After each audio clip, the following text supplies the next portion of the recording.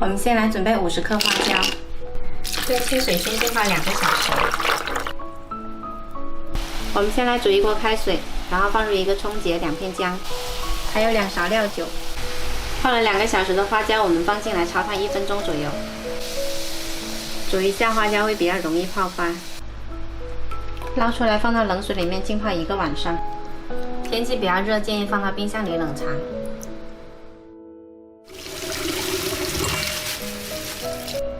这是一早我在市场上买的新鲜鸡脚，我们来把指甲给它剪掉。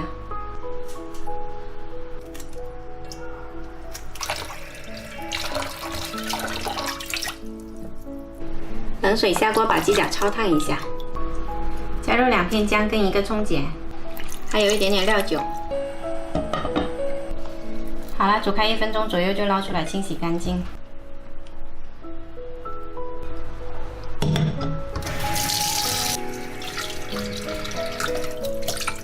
洗好了，放到炖盅里。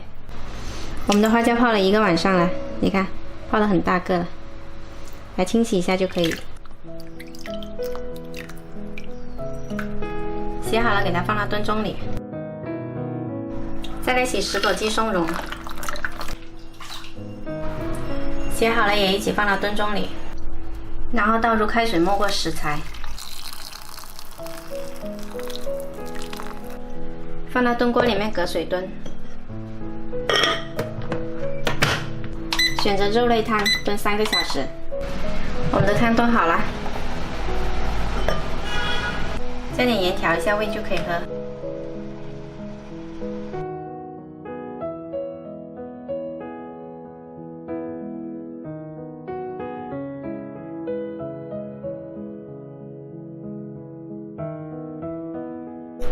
今天这道花椒鸡松茸炖鸡脚汤呢，适合体质不好的人群喝，小孩及女人喝也是特别好的。